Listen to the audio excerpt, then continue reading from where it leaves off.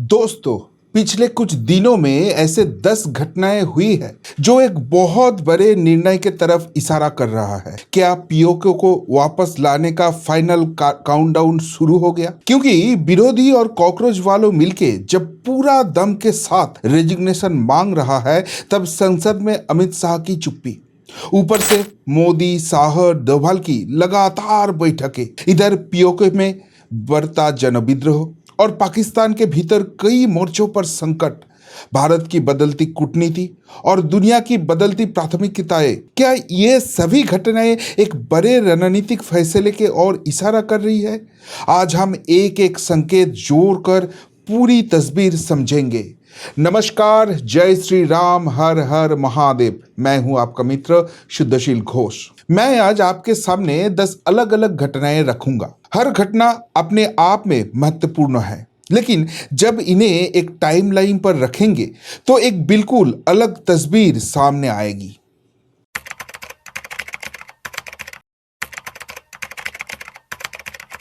देखिए, धर्मेंद्र प्रधान जी के इस्तीफे के बाद जो ऑपोजिशन है और ये जो कॉकरोच वाले हैं, ये लगातार प्रेशर बिल्टअप कर रहे हैं खुद अमित शाह जी के ऊपर। बार बार उसका रेजिग्नेशन मांग रहे हैं, लेकिन अमित शाह जी को पार्लियामेंट में नहीं दिखाई दे रहा है।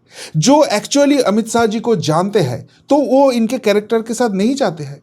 हमने देखा था जब गुजरात में वो गृह मंत्री थे, तब भी उनके ऊपर कैसे प्रेशर डाला गया, लेकिन तब भी सामने से वार करने का फैसला लिया था। लेकिन आज अमित शाह जी संसद में नहीं आ रहे हैं, बल्कि उन्होंने ये फैसला ले लिया कि कुछ अहम महत्वपूर्ण बैठक किया जाए। और उस बैठक में हर बार इधर तो नरेंद्र मोदी जी है, नहीं तो अजित डोभाल जी है, जिसके साथ भारत के अंदरूनी सुरक्षा तो है ही, लेकिन इंटरनेशनल बॉर्डर, वहां पर भी बहुत सारे सवाल है। ये सब कुछ लेके एक बहुत बड़ा रणनीति कसा जा रहा है। बंद दरवाजे के पीछे ऐसे कुछ रचना चल रहा है जो ये ऑपोजिशन का या कॉकरोच वालों का मांग से कुछ मायने ही नहीं रखते। सवाल ये उठ रहा है, आखिर इतना लगातार बैठकें क्यों?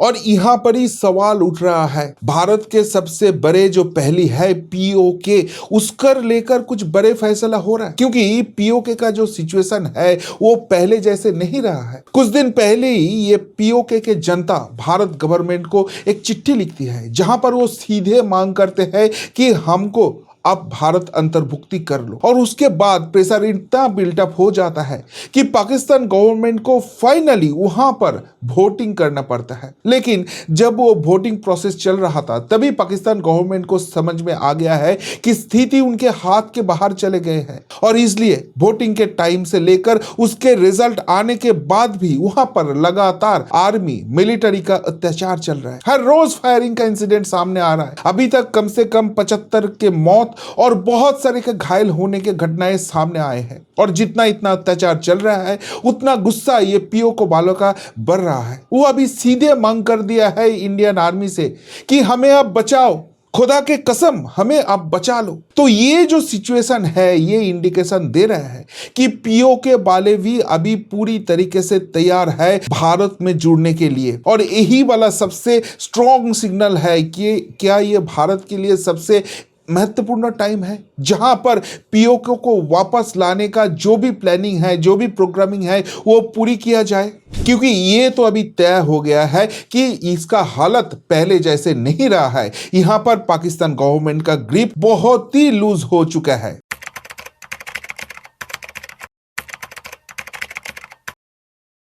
पीओके को कंट्रोल में रखने के लिए खुद नवाज शरीफ ने बोला था हमें वोट दीजिए और हम यहां पर जीतने के बाद यहां का प्राइम मिनिस्टर बनेंगे। लेकिन देखिए, यहां पर वोटिंग हुआ, नवाज शरीफ के पार्टी जीती भी, लेकिन फिर भी यहां पर मिलिट्री लगा के लगातार अत्याचार करना पड़ रहा है। इसको कंट्रोल करने के लिए और कोई तरीका ही पाकिस्तान के पास बचा नहीं है। तो उसके मतलब ये लोग पाकिस्तान से अलग होने के जो मन बना लिया है, वहां पर अभी पाकिस्तान गवर्नमेंट के पास कुछ सवाल नहीं है। और जब इंडियन गवर्नमेंट को चिट्ठी लिखा जाता है, जब इंडियन आर्मी से डायरेक्टली यहां पर डिमांड किया जाता है, तो उसके मतलब जब ये स्थिति जाति संघ पर आएंगे तब भी भारत फ्रंट फुट में ही खेलेंगे। और यहां का लोगों के ऊपर अगर गणवोट का भी मांग किया जाएगा तो तब भी ये भारत के फेवर में ही आएगा। तो ये सिचुएशन क्रिएट जब हो रहा है, इसको मद्देनजर रखते हुए ही क्या इतने सारे क्लोज डोर मीटिंग हो रहा है, यही है सबसे बड़ा सवाल।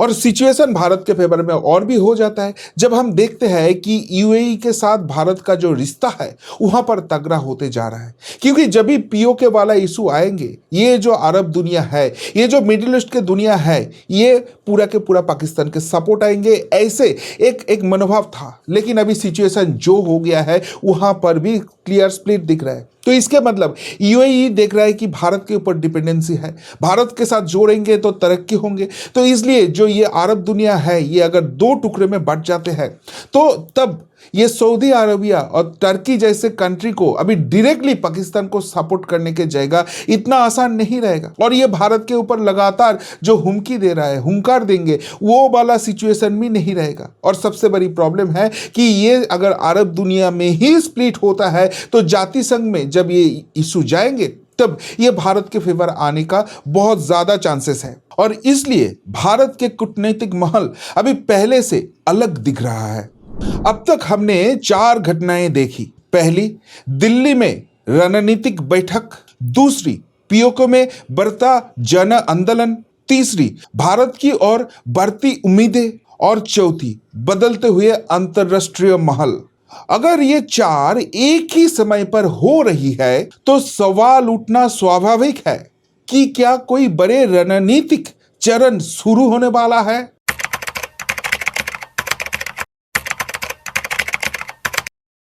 देखिए, पाकिस्तान की जो अंदरूनी कहानी है वो भी अभी बहुत ही गड़बड़ लग रहा है। क्योंकि बालोचिस्तान में ऑलरेडी सिचुएशन इनके हाथ से बाहर चले गए हैं। बालोचिस्तान इनका स्वाधीनता, स्वतंत्र रखने के लिए कभी भी मांग कर रहे हैं और कभी भी ये डिक्लेयर कर सकता है। उधर खैबर पख्तूनख्वा, जहां पर अफगानों के साथ इनका लगातार झगड़े चल रहे हैं और वहां पर अफगान अपर हैंड में है। इधर पीओके में ये सारे चीज हो रहे हैं और ऊपर से ऑपरेशन सिंदूर के बाद जब भारत ने यहां पर पानी रोक दिया तो पाकिस्तान का अंदरूनी क्राइसिस और भी बढ़ जाता है। जो जनता है उनका गुस्सा पाकिस्तान गवर्नमेंट और आसिम मुनीर पाकिस्तान आर्मी के ऊपर और भी बढ़ जाते हैं। तो उसके मतलब पाकिस्तान गवर्नमेंट के साथ अभी उनके पूरे कंट्री में जनमत भी साथ में नहीं है। तो ये सिचुएशन में अगर पीओके में हंगामा और भी बढ़ जाता है तो वो हैंडल करना मुश्किल हो जाता है और इसलिए वहां पर गोलीबारी चलाने के लिए वो मजबूर हो रहा है। और ये अगर गोलीबारी चल रहा है, यहां पर डेथ हो रही है, तो यहां पर जाति संघ में ये तो पाकिस्तान के खिलाफ ही जाने वाला है।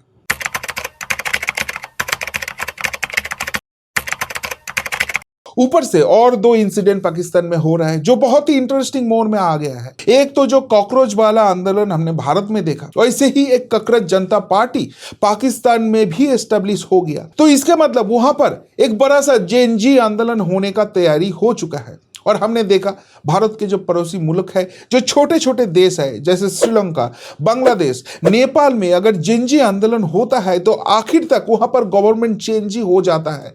और जहां पर जनता का गुस्सा है और ऐसे जेएनजी आंदोलन का प्रस्तुति शुरू हो गया है तो उसके मतलब पाक गवर्नमेंट ऑलरेडी बैकफुट में हो जाएंगे। ऊपर से इमरान खान इशू लेकर पाक गवर्नमेंट ऑलरेडी प्रेशर में है। अभी इमरान खान के सिस्टर ने सीधे बयान दे दी है कि भाई भारत का देखकर सीखो। आप एक एक्स प्राइम मिनिस्टर को ऐसे अपने जेल में सरा रहे हो, तो ये क्या इंटरनेशनल लोगों को नहीं दिख रहा है? तो इसके मतलब पाकिस्तान का जो लोकतांत्रिक पद्धति है वही सवालों के सामने अभी खड़े हो गया है। तो ये सारे सवाल को जब वो मिटाएंगे तब क्या पीओके पाकिस्तान के हाथ से जाने वाला है? और यहां पर कुछ अहम होने वाला है, यह तो तय हो गया है जब हम देखते हैं कि मेटा, गूगल, एक्स, स्नैपचैट जैसे सोशल मीडिया प्लेटफॉर्म जहां पर पिछले कुछ दिनों से बहुत ही एंटी इंडिया सेंटीमेंट को बढ़ावा दिया जा रहा था, उनको पार्लियामेंट में बुलाया जाता है और उसके साथ सीधे बैठक होता है। वहां पर तो कुछ तो दृष्टिकोण ये सोशल मीडिया इन्फ्लुएंसर या जो भी कंटेंट होता है उसके ऊपर भारत सरकार का है। तो इसके मतलब आगे आने वाले दिन में और भी कुछ बड़े प्लानिंग है और इसलिए ये मीटिंग अहम था। और इसके मतलब जो भारत के बाहर बैठे हुए लोग भारत में अराजकता फैलाना चाहता था, ये सोशल मीडिया के थ्रू वहां पर अभी पाबंदी आने वाला है। और ये क्या वो बड़े डिसीजन के तरफ ही इशारा कर रहा है कि ऐसे कुछ सिचुएशन ना हाथ से बाहर चले जाए जिसमें ये सोशल मीडिया का अहम भूमिका रह जाए।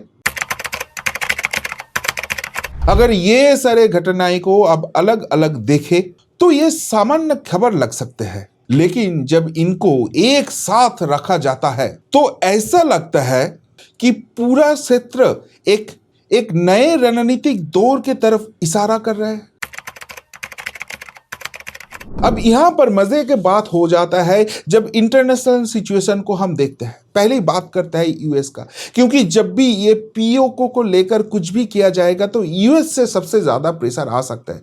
लेकिन यूएस का सिचुएशन अभी पहले जैसे नहीं रहा है।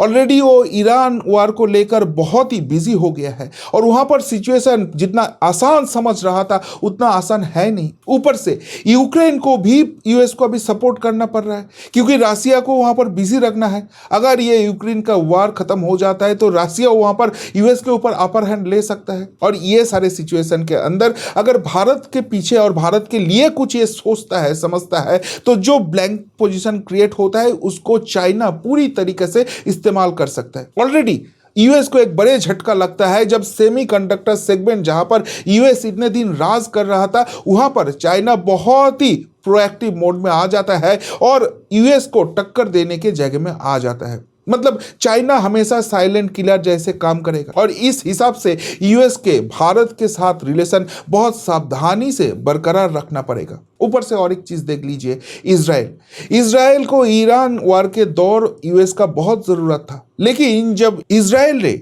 लेबनान पर हमला कर दिया तब यूएस बहुत गुस्सा हो गया था। अभी उस इजराइल को यूएस को बुलाना पड़ रहा है और बोल रहा है ठीक है जो भी तुम करो। इसके मतलब ईरान वार में ऑलरेडी यूएस बैकफुट में है, वहां पर इजराइल का सपोर्ट चाहिए। और इजराइल के साथ ये यूएस अगर थोड़ा नरमी दिखाता है तो वो भारत के लिए पॉजिटिव होता है, क्योंकि इजराइल है तो भारत का स्वाभाविक मित्र। ऊपर से इजराइल का जो डिफेंस सप्लाई लाइन है वो भारी मात्रा के भारत के ऊपर डिपेंडेंट है।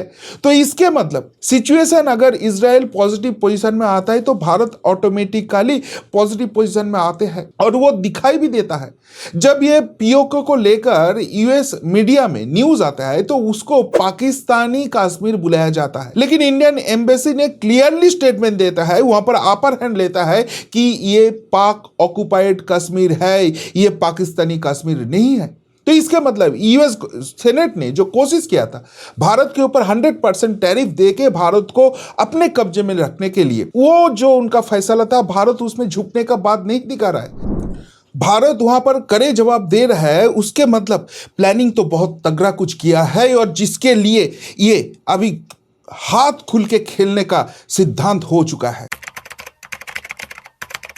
दोस्तों, इतिहास गवाह है, कोई बड़े फैसला ऐसे अचानक नहीं होता है, उनसे पहले संकेत दिखाई देने लगते हैं। अब सवाल ये नहीं कि इन 10 घटनाओं में कौन सी सबसे बड़ी है, असल सवाल ये है क्या हम एक ऐसे दौर के शुरुआत देख रहा है जो आने वाले वर्षों में पूरी दक्षिण एशिया की राजनीति बदल सकता है, या ये सभी घटनाएं केवल संयोग है। अपनी राय जरूर लिखिए, आने वाले दिन इस सवाल का जवाब और स्पष्ट कर सकते हैं। तो दोस्तों, आज के लिए इतना ही, फिर मिलते हैं नए प्रतिवेदन के साथ। नमस्कार, जय हिंद, वंदे मातरम।